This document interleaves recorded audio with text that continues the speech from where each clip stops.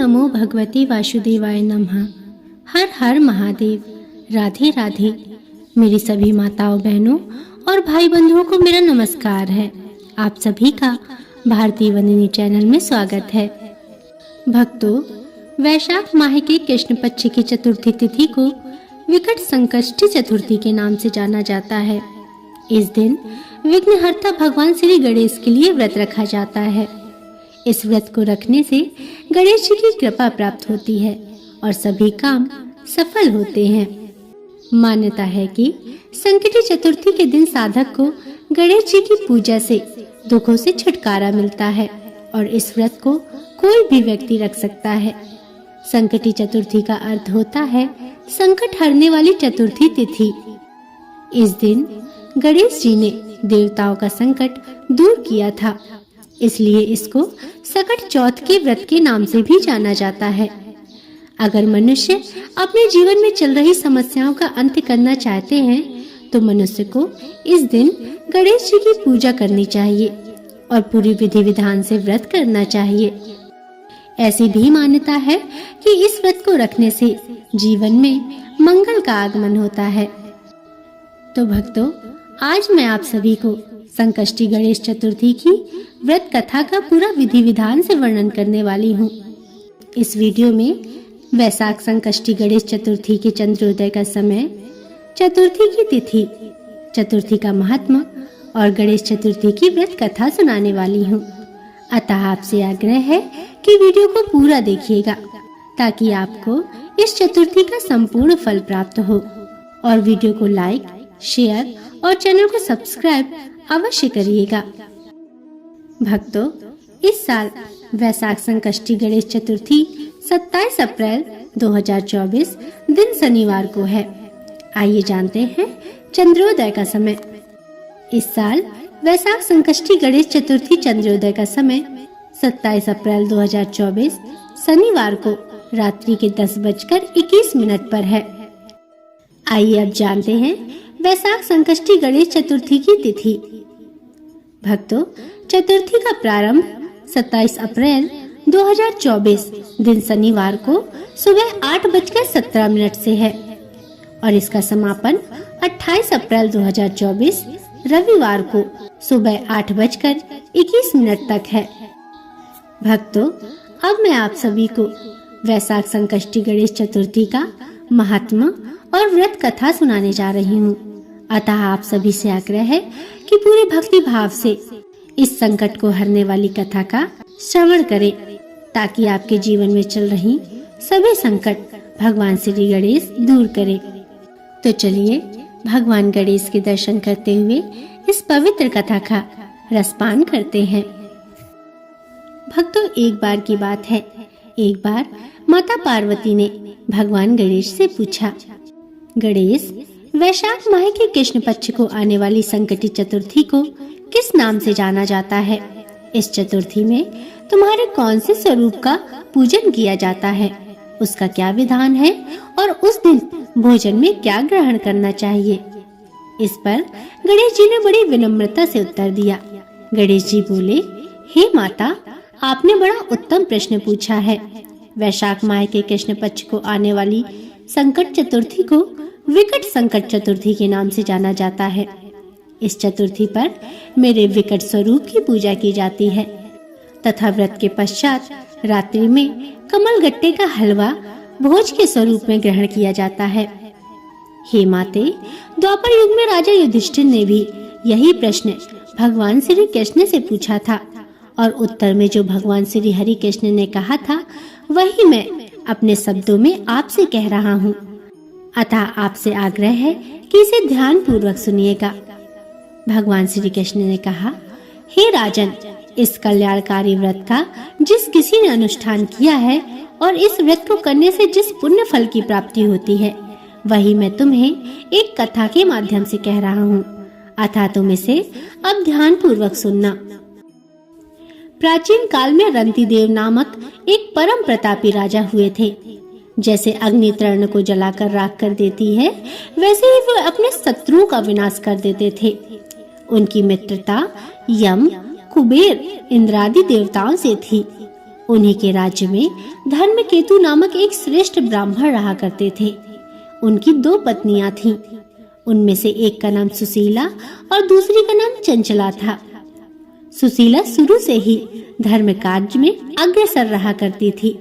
नित्य कोई न कोई व्रत अनुष्ठान किया करती थी। व्रत के फलता उसका शरीर दिन प्रतिदिन दुर्बल होता जा रहा था। उसी के बिल्कुल विपरीत चंचला का मन धर्म काज में कभी नहीं लगता था और वो कोई व्रत और उपवास भी नहीं किया करती थी। हर पल भरपेट भोजन किया करती थी।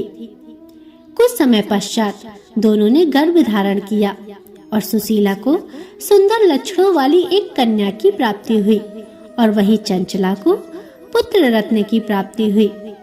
पुत्र रत्न की प्राप्ति होने पर चंचला का अभिमान उसके सर चढ़कर बोलने लगा। वो अब बारंबार सुशीला को ताने मारने लगी। वो कहती, अरे सुशीला, तूने अपने जीवन काल में कितने व्रत उपवास किए और अपने शरीर को दुर्बल बना डाला, और बदले में तुझे क्या मिला? एक त्रस्काय कन्या।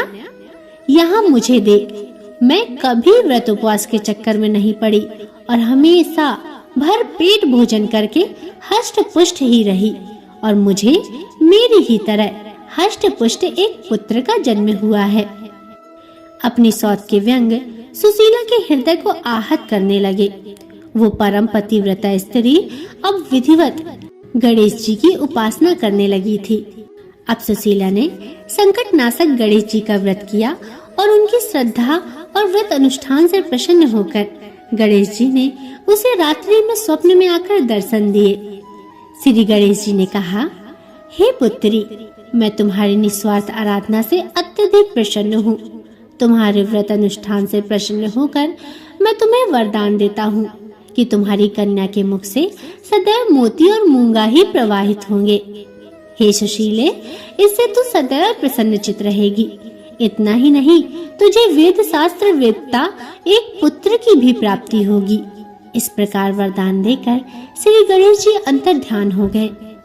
प्रातः काल होने पर जब सुशीला ने देखा तो वरदान के ही फल स्वरूप उसकी पुत्री के मुख से मोती और मूंगा झड़ने लगे। कुछ समय पश्चात सुशीला को एक पुत्र की भी प्राप्ति हुई और उसके कुछ समय पश्चात धर्मकेतु का स्वर्गवास हो गया। अपने पति के मृत्यु के पश्चात चंचला घर का सारा धन समेटकर दूसरे घर में जाकर रहने लगी। वहां सुशीला पति गृह में रहकर अपने पुत्र और पुत्री का भरण पोषण करने लगी थी। गणेश जी द्वारा मिले हुए वरदान स्वरूप अपनी पुत्री के मुख से सदा प्रवाहित होते रहते मूंगा और मोती के कारण वो अल्प समय में ही बहुत सारा धन एकत्रित करने में सफल हो गई थी। सुशीला की सुख और समृद्धि को देखकर चंचला दिन प्रतिदिन उस पर ईर्ष्या करने लगी। उसी ईर्ष्या के चलते एक दिन हत्या करने के मन से चंचला ने सुशीला की पुत्री को कुएं में ढकेल दिया। उस कुएं में प्रभु श्री गणेश जी ने उसकी रक्षा करी और उसे सकुशल अपनी माता के पास वापस पहुंचा दिया। उस बालिका को जीवित देखकर चंचला का मन आश्चर्य से भर गया। वह सोचने लगी, जिसकी रक्षा स्वयं ईश्वर करते हैं उसे भला कौन मार सकता है। उधर सुशीला अपनी पुत्री को पुनः सकुशल पाकर बहुत प्रसन्न हुई और कहने लगी, यह सब भगवान श्री गणेश जी की ही लीला है। उन्होंने ही तुझे जीवन दान दिया है। वे अनाथों के नाथ हैं श्री गणेश जी। वहीं दूसरी ओर चंचला यह सब सुन रही थी। अपने कर्मों से ग्लानि की अनुभूति पाकर वो तुरंत जाकर सुशीला के चरणों में गिरकर नतमस्तक हो गई। उसे देख सुशीला के आश्चर्य का ठिकाना नहीं रहा। चंचला अपने कर्मों की माफी मांगते हुए कहने लगी, हे बहन सुशीले, मैंने अपने जीवन में बहुत से कुकर्म किए हैं। मैंने आपका बहुत अहित और अपमान किया है। आप मेरे इन अपराधों को क्षमा करिए। आप दयावती हैं। आपने ही अपने सत्कर्मों द्वारा दोनों कुलों का उद्धार किया है। जिनके रक्षक स्वयं भगवान होते हैं, उनका इंसान भला क्या बिगाड़ सकते हैं। जो लोग संतों और सत्पुरुष में सदैव दोष देखा करते हैं, वे स्वतः ही अपनी करने के फलस्वरूप नाश को प्राप्त होते हैं। इसके पश्चात चंचला ने सभी संकट नाशक, कष्ट निवारक, पुण्यकारी भगवान श्री गणेश जी के व्रत का अनुष्ठान किया। श्री गणेश जी के व्रत के फलस्वरूप दोनों स्त्रियों में अब परस्पर प्रेम भाव स्थापित हो गया था। जो मनुष्य अपनी पूर्ण श्रद्धा से गणेश जी की पूजा आराधना करते हैं उसके शत्रु भी मित्र में परिवर्तित हो जाते हैं। यहाँ सुशीला द्वारा किए गए संकट नाशक श्री गणेश जी के व्रत अनुष्ठान से चंचला का हृदय परिवर्तन हुआ था। भगवान श्री हरि कृष्ण कहते हैं, हे धर्मराज, आप भी विधि विधान से इस संकट नाशक कष्ट निवारक श्री गणेश जी के व्रत का अनुष्ठान करें। इसके चलते आपको अष्ट सिद्धियों और नवनिधियों की प्राप्ति होगी। हे कुंती नंदन, आप इस व्रत का अनुष्ठान अपनी माता, धर्म पत्नी और सभी भ्राताओं के साथ करिएगा। इस व्रत के पुण्य प्रभाव से आपको पुनः आपके राज्य की प्राप्ति कुछ ही समय में हो जाएगी। श्री गणेश माता पार्वती से कहते हैं, हे माते, मैंने पूर्व काल का सारा वृत्तांत आपको सुना दिया। इस युग में भी इस व्रत से श्रेष्ठ कोई और विघ्न विनाशक व्रत नहीं है।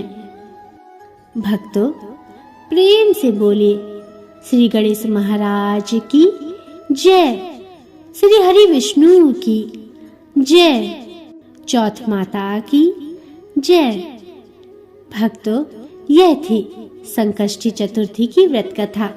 आशा करती हूँ आपको व्रत कथा पसंद आई होगी। आपको कथा कैसी लगी हमें कमेंट करके जरूर बताइएगा और कमेंट में जरूर लिखिएगा। श्री गणेश भगवान की जय। हर हर महादेव। राधे राधे। भक्तों, वीडियो को लाइक और चैनल को सब्सक्राइब अवश्य करिएगा ताकि मैं पूरे वैशाख माह तक आपके लिए ऐसी ही पवित्र कथा कहानियाँ लाती रहूं। अब अगले वीडियो तक के लिए नमस्कार।